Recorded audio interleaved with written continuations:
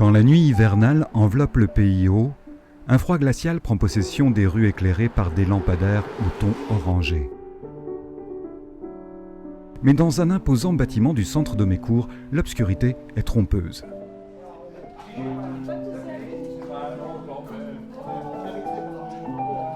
Au premier étage, il y a une vieille salle de classe où des passionnés se retrouvent pour chanter d'une même voix, ou plutôt en harmonie, au sein d'un groupe vocal qui existe depuis plus de 3 décennies et qui est aujourd'hui dirigé par Stanislas. Bonsoir à tous.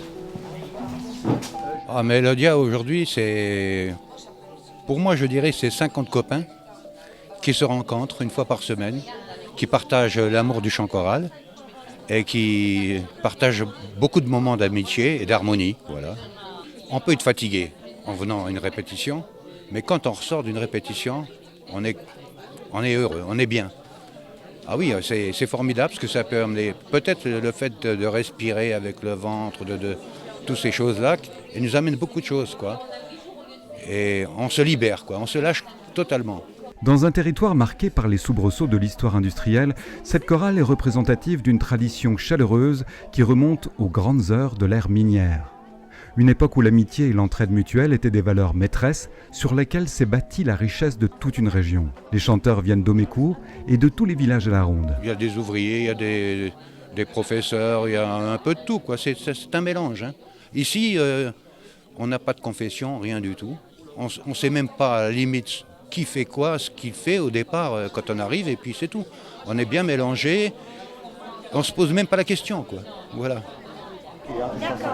Depuis très longtemps, avec ma femme, on aime chanter. Hein. Et lorsque nous avons fini notre carrière professionnelle, on s'est dit, voilà, on a du temps de libre, maintenant on va essayer d'aller chanter dans une chorale. Et on a trouvé donc la chorale Mélodia, nous sommes venus, et depuis ce 2002, nous sommes restés. Parce que lorsqu'on travaille, on a des collègues de travail. Hein. Lorsqu'on arrête de travailler, on se retrouve un petit peu seul. Le fait d'aller dans un groupe comme celui de Mélodia, ça permet de connaître du monde.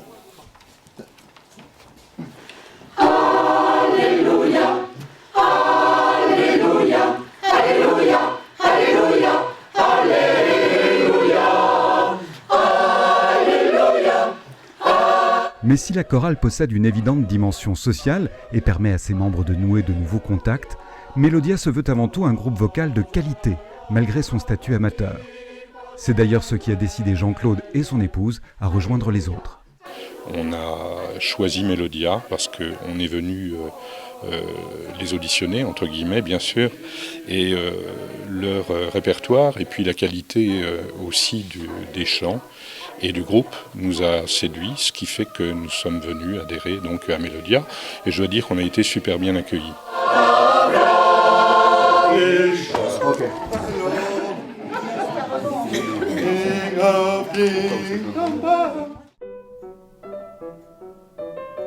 Le fondateur de Mélodia, c'est lui, Roger. Ce toujours jeune mélomane qui a allègrement dépassé les 80 printemps garde des archives de toute l'histoire de la chorale dont il est toujours membre. Il se souvient très bien de ses origines, il y a plus de 30 ans, alors que lui-même était déjà chef de chœur. Des gens ont dit, et à Aumécourt, il n'y a pas de groupe vocal qui n'est pas de l'église. Et il faudrait en faire un. Et ils se sont adressés à moi. Au mois d'octobre ou novembre 1978, on a créé ce petit groupe vocal d'Aumécourt, avec des chants très simples, et on était 17 à la première répétition.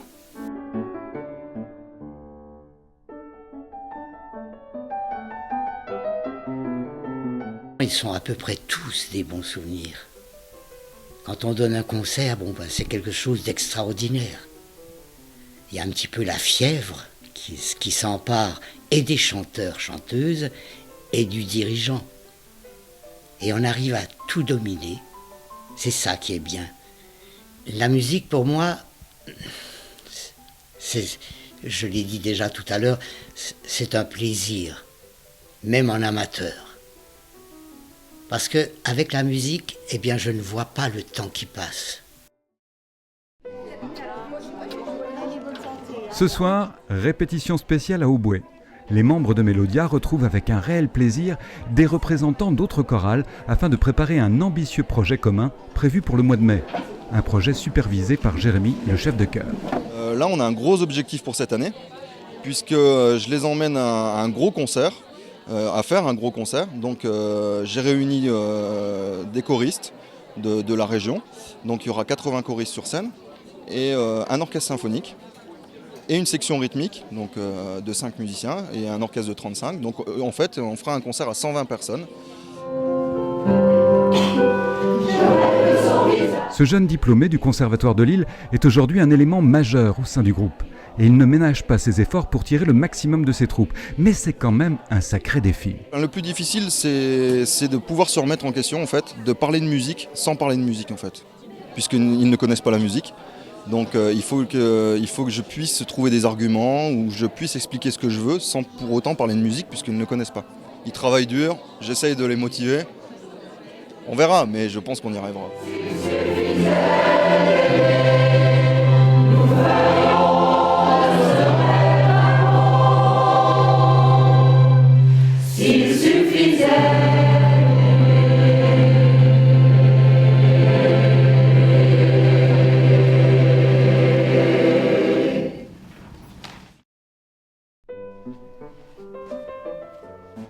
Mélodia a donné de nombreux concerts de bienfaisance au cours de sa riche histoire. Lors de notre visite chez lui, Roger a évoqué avec émotion le fait que la chorale ait accepté de s'associer à la lutte contre les maladies orphelines, maladies qui ont emporté Florent, son petit-fils, âgé d'à peine 12 ans. Ça, ce dossier-là est spécial ADNA. Et Mélodia, depuis 8 ans, organise tous les ans un concert dont le bénéfice est reversé intégralement à l'association ADNAI, dystrophie neuro-axonale infantile. Et ce concert se tient cette année le 23 janvier à l'église Notre-Dame de Mécourt. Ce que vous voulez, madame. Comme les précédentes, cette 9e édition n'a aucun mal à attirer les foules dans une atmosphère bon enfant et chaleureuse malgré des températures assez fraîches. Dans le public, un banc a été retenu pour la famille du petit Florent qui participe toujours à l'événement. C'est important parce que ça permet que les gens connaissent cette maladie déjà, d'une part, et puis d'autre part de récolter des fonds pour l'association parce que deux gènes ont été découverts ces derniers temps et ça permet aussi de développer la recherche, toujours continuer la recherche et de donner l'espoir aux familles concernées.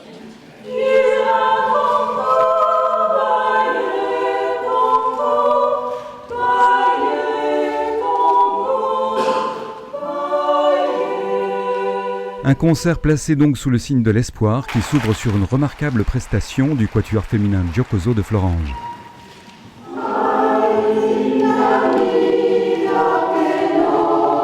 Puis ce fut au tour de la chorale du Conservatoire de Mézières-les-Messes de faire la preuve de son talent en toute amitié.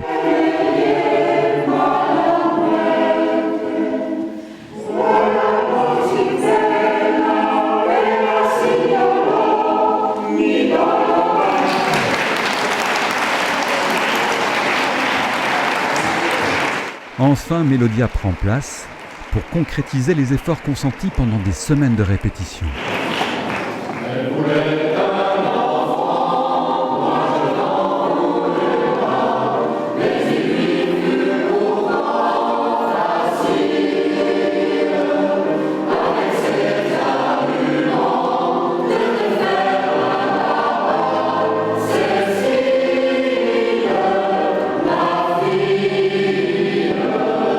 Et c'est dans cette situation de concert que la chorale se révèle vraiment, dans une harmonie qui dépasse les simples notes de musique pour parler d'humanité.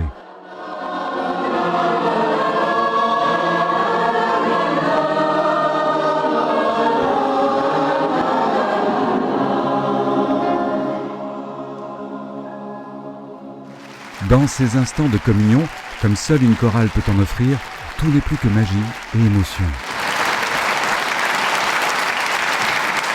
50 copains ont donné le meilleur d'eux-mêmes pour le plaisir de partager avec les autres.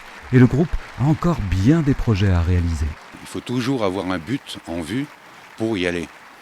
Sans projet, on végète, on ne sait pas, on est perdu. Il faut toujours avoir quelque chose en face. C'est comme un alpiniste, hein. Il voit le sommet, il faut qu'il y aille, quoi. Voilà.